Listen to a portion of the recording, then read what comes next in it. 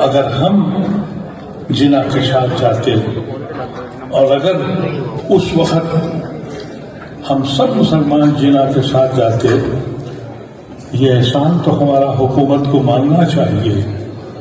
तो फिर पाकिस्तान लाहौर तक नहीं लखनऊ तक बनता। हमारा एहसान है, हमने पाकिस्तान को मुख्तसर कर दिया और हमें सजा देते हो तुम, हम पे जुल्म करते हो। ना हम डरे हैं ना डरेंगे। हिम्मत है तो बनाओ हिंदू राष्ट्र, देखते हैं। पहले अपना तो तय कर लो कौन सा राष्ट्र बनाओगे। वो हिंदू राष्ट्र बनाओगे जो गांधी कहते थे, या वो हिंदू राष्ट्र बनाओगे जिसमें मस्जिदों में घुस के तलवार चलाते हो? कौन सा हिंदू राष्ट्र बनाओगे भाई? पहले अपना तय करो। अगर नेहरू ने और गांधी ने ये कह दिया होता कि हम हिंदू राष्ट्र बनाएंगे, हम एक सेकंड यहां नहीं टिकते, हम चल देते, जहां भी हमें झोली मिलती चले जाते। कि पैदा भी यहीं हुए, मरेंगे भी यहीं, और इसके हक के लिए लड़ते रहेंगे। हम इनसे सर्टिफिकेट लेने वाले नहीं हैं, उन लोगों से जो गांधी के कातिल रहे हो। हमने जिन्ना की आइडियोलॉजी को नहीं माना, गांधी और नेहरू और आजाद की आइडियोलॉजी को माना। हम देशद्रोही हो गए, हम मुजरिम हो गए। हम ये कह रहे हैं कि एक तरफ हमारे पास कहा जा रहा था कि चलो अपना मुल्क बनाओ मुसलमानों का, हमने ठुकरा दिया मुसलमानों को मुल्क। हम मुजरिम हैं। ये जो टीवी पे दिखा रहे हैं ना, इन लोगों को एंटी नेशनल एक्टिविटीज में जेल भेज देना चाहिए। देश की राजधानी दिल्ली में एक बड़ा जलसा हो रहा था। एक स्टेडियम में ये जलसा हुआ, उसमें पूर्व सांसद मोहम्मद अदीब साहब भी शरीक हुए। मोहम्मद अदीब साहब ने उस जलसे में एक बयान दिया। उस बयान पर खासा विवाद छिड़ गया। नेशनल मीडिया जिसको कहा जाता है और उसको गोदी मीडिया भी कहा जाता है, उस मीडिया ने अदीब साहब के उस बयान को इस तरह पेश किया जैसे ये बयान देश के खिलाफ था, ये बयान देश की सेना के खिलाफ था। उस बयान में क्या कहा गया था, छोटा सा टुकड़ा आपको सुना रहा हूं। का इजहार किस अंदाज से करूं जो आप लोगों ने आज इतना बड़ा जलसा किया है।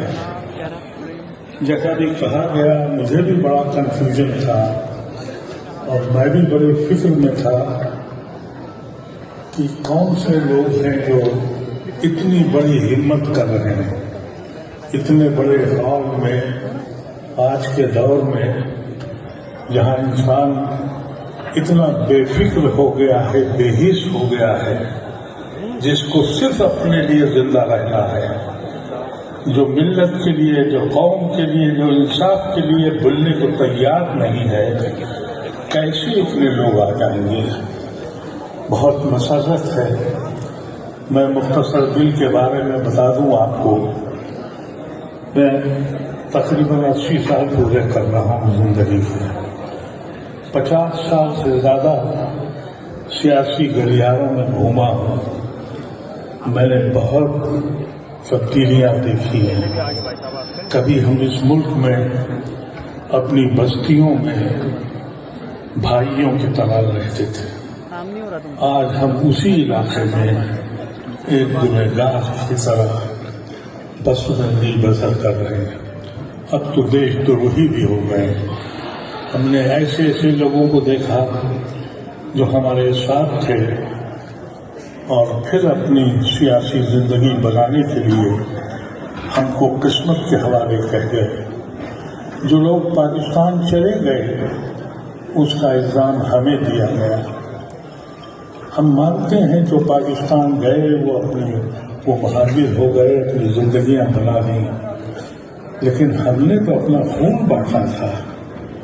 हमने तो जिना को मना किया था और उसको ठुकराया था। हमने लियाकत अली खान को नहीं माना था। हमने नेहरू और गांधी और आजाद को माना था, अपने खून को बांटा था।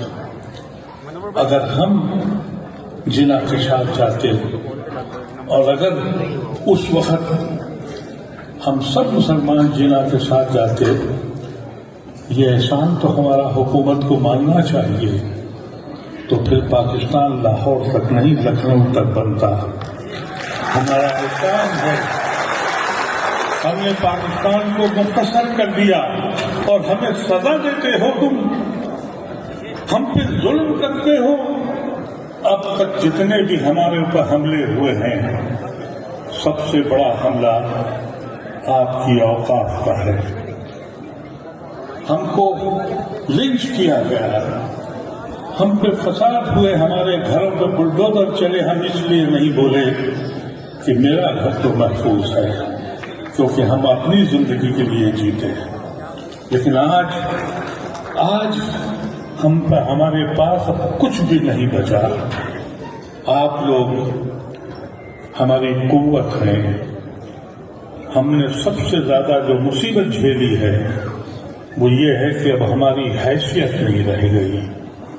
हम कभी जानते थे, हम जब अलीगढ़ में पढ़ते थे तो उस वक्त सियासी जमातें कहती थी कि कहीं मियां नाराज न हो जाए। 2014 में मोदी एक फार्मूला लेके आए कि हम बगैर। सुना आपने इस बयान में पूर्व सांसद मोहम्मद अदीब ने क्या कहा है। इस बयान को पूरा सुन लिया है आपने, लेकिन इस बयान को कितना उठाया गया, इस बयान का महज वो हिस्सा मीडिया पर चला और उस पर तरह तरह की बातें की गई कि पाकिस्तान लाहौर तक नहीं बल्कि लखनऊ तक होता। बहुत सारे चैनल्स ने तो सिर्फ इतना ही पॉइंट उठाया है और यही बात इस वक्त हर तरफ चर्चा में है। लेकिन पूरी बात क्या है, आज आपको रूबरू करा रहे हैं। हमारे साथ इस वक्त बातचीत करने के लिए, एक्सक्लूसिव बातचीत के लिए मौजूद हैं पूर्व सांसद मोहम्मद अदीब साहब।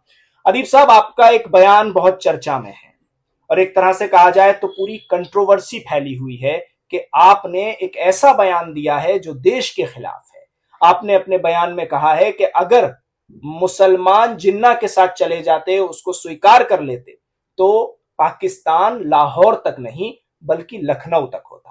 पहले तो आप अपने बयान पर क्या कहना चाहते हैं वो हमें बताइए। मैं अपने बयान पे कहना चाहता हूं कि ये क्वेश्चन आइडियोलॉजी का है। हमने जिन्ना की आइडियोलॉजी को नहीं माना, गांधी और नेहरू और आजाद की आइडियोलॉजी को माना। हम देशद्रोही हो गए, हम मुजरिम हो गए। हम ये कह रहे हैं कि एक तरफ हमारे पास कहा जा रहा था कि चलो अपना मुल्क बनाओ मुसलमानों का, हमने ठुकरा दिया मुसलमानों को मुल्क। हमने कहा हम साझी विरासत में रहेंगे, तो गुनाह कर दिया। आपको मालूम है कि ये क्यों हम कह रहे हैं आपसे। अगर नेहरू ने और गांधी ने ये कह दिया होता कि हम हिंदू राष्ट्र बनाएंगे, हम एक सेकंड यहां नहीं टिकते, हम चल देते, जहां भी हमें झोली मिलती चले जाते। और क्या आप समझते हैं कि सिख भाई यहां रह जाते? क्या आप समझते हैं कि नॉर्थ ईस्ट के लोग रह जाते? आपने कहा कि नहीं, हम सेकुलर मुल्क हैं, सब मिल के रहेंगे। तो हम मुसलमान बढ़ गए, हमारी कौम बढ़ गई। नतीजा ये हुआ कि उनके हाथ में क्या आया, दो टुकड़े, एक इधर एक उधर। और इसका हकीकत आपको बयान करूं कि जब इमरजेंसी लगी तो मैं जो हिंदुस्तान से बाहर चला गया था, मैंने वहां देखा कि मुसलमान, पाकिस्तानी मुसलमान हिंदुस्तानी मुसलमानों से बड़ी नफरत करता है। एक साहब संजीदा थे, मिले मुझे, पढ़े लिखे थे। मैंने उनसे कहा कि भाई आप हम लोगों से नाराज क्यों हैं? हमें आपसे नाराज होना है, आप क्यों चले गए हमें छोड़ के, हमें अकेला कर गए? तो उन्होंने कहा कि साहब आपने हमारे साथ सितम किया है, आप मुसलमानों ने हमें साथ नहीं दिया, और अगर साथ देते तो जिना इतने कमजोर नहीं होते। जिना को मिला क्या? क्योंकि मुसलमानों ने साथ नहीं दिया, तो हम मुजरिम हैं। ये जो टीवी पे दिखा रहे हैं ना, इन लोगों को एंटी नेशनल एक्टिविटीज में जेल भेज देना चाहिए। ये जेल जाने के मुस्तहिक हैं ये लोग। एक आइडियोलॉजी को, उस आइडियोलॉजी को जो गांधी को मानती है, जो नेहरू को मानती है, जो जिना को ठुकराती है, उस पर सवाल उठाते हो। ये बिल्कुल बेशर्मों की तरह पूरे दिन यही काम करते रहे और मुझे बार बार फोन कर रहे हैं कि आप आइए। मैंने उनसे यही कहा कि मैं, अगर मेरी कभी हुकूमत आई या मेरे मरने के बाद हुकूमत आई, तो ये सब के सबको जेल द्रोह, देशद्रोह के मुकदमे में डालना चाहिए। ये मुल्क तोड़ने की बात कर रहे हैं, उस आइडियोलॉजी की बात कर रहे हैं जिस आइडियोलॉजी पे हमने अपनी जिंदगी गुजार दी। क्या गुनाह किया था? और अगर सब मुसलमान एक हो जाते तो क्या होता? लाहौर तक ही रहते। ये समझ में बात इनकी नहीं आती है। अरे इन्होंने इस एहसान को तो न नेहरू को माना न गांधी को माना। आज भी नेहरू और गांधी को गरियाते हैं। नेहरू का एहसान है जो आज हिंदुस्तान यहां खड़ा हुआ है, और नेहरू और गांधी और उस वक्त के लीडरों का एहसान है कि इनको पावर दी और वोट डालने का हक दिया, सारी एजेंसीज बनाई, ईमानदारी से जमहूरियत को फैला दिया। इन लोगों के हाथ में अगर आ जाता, ये कौन लोग हैं, अगर मौका मिल जाता इनको, तो आप यकीन करें कि ये लोग माउंटबेटन से समझौता कर लेते कि साहब आप रुक जाइए, ओपनली हमें बना दीजिए। वो आज देशभक्त बन गए, हमें गाली दे रहे हैं, उस आइडियोलॉजी को गाली दे रहे हैं, और ये बेशर्म टीवी पे दिखा रहे हैं। अजीब गरीब मामला है इस मुल्क का। इसमें ये भी एक चीज कही गई कि अदीब साहब ने वहां जो इतना बड़ा हुजूम आया हुआ था, मुसलमानों की एक बहुत बड़ी भीड़ थी, उसको एक तरह से उकसाने की कोशिश की, उनको प्रोवोक करने की कोशिश की। मामला वक्फ पर चल रहा था, लेकिन अदीब साहब ने इस मामले को डाइवर्ट करने की कोशिश की। वक्फ को लेकर भी आप उकसा रहे थे वहां लोगों को, आपने वक्फ की जमीनें छिन जाएंगी उन लोगों से, इस तरह की बातें कही। वक्फ की जमीन छीन जाएंगी, छीनने के लिए सारे काम कर रहे हैं। वक्फ का मसला है, जी आरएसएस के लोगों से इंटरव्यू हो रहे हैं। वक्फ का मसला है, जिन लोगों ने वक्फ की जमीनों पर कब्जा किया उनसे इंटरव्यू हो रहा है। वक्फ का मसला है, वो वक्फ किस चीज की है? सवाल सिर्फ इस बात का है कि हमने ये तो नहीं कहा कि बटेंगे तो कटेंगे। हमने तो ये कहा कि जो हिंदू भाई खड़े हैं उनसे पूछो, उनके पीछे खड़े हो, इन जालिमों को तोड़ो। ये मुल्क तोड़ने वाले लोग हैं। हमने जिंदगी भर कभी भी इस बात की हिमायत नहीं की कि हमने अपनी तकरीर में कहा भी, वो भी आपने सुनी होगी, कि मैं नहीं कहता कि तुम अलग मुस्लिम पार्टी बनाओ। मैंने ये कहा वहां पर बैठ के कि साझी विरासत में रहना है, लेकिन अपने हक छोड़ दें जो कॉन्स्टिट्यूशन हमें दिए है। भाई यही चाहते हो तुम? हिम्मत है तो बनाओ हिंदू राष्ट्र, देखते हैं।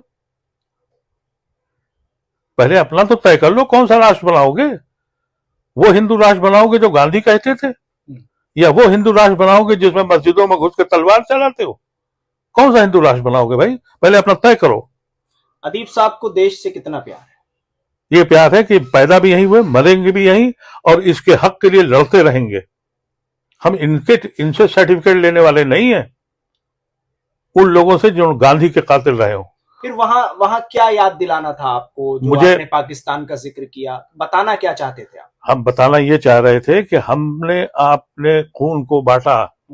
दुनिया की वाहिद कौम है जिसने अपनी कौम को बांट दिया इस बात पर कि हम अकेले मुस्लिम कंट्री में नहीं जाएंगे, साझी विरासत में रहेंगे। तो उस कौम के साथ तुम शुभा करो, उस कौम को तुम ये कहो कि ये देशद्रोही हैं, उस कौम को ये कहो कि ये घुसपैठिए हैं, उस कौम को ये कहो कि ये औरंगजेब की औलाद है। बेशर्मों की तरह बातें करते हो। अरे हम अपना हक मांग रहे हैं इसलिए कि हमने कुर्बानी दी है इस मुल्क के लिए, इस मुल्क को सजाया है, इस मुल्क को बनाया है, इस मुल्क के लिए कुर्बानियां दी हैं और देते रहेंगे। लेकिन ऐसे लोगों के साथ न हम डरे हैं न डरेंगे। चलिए, बहुत बहुत शुक्रिया बातचीत करने के लिए। पूर्व सांसद मोहम्मद अदीब साहब हमारे साथ इस वक्त मौजूद थे। दिल्ली से INN चैनल के लिए साहिल।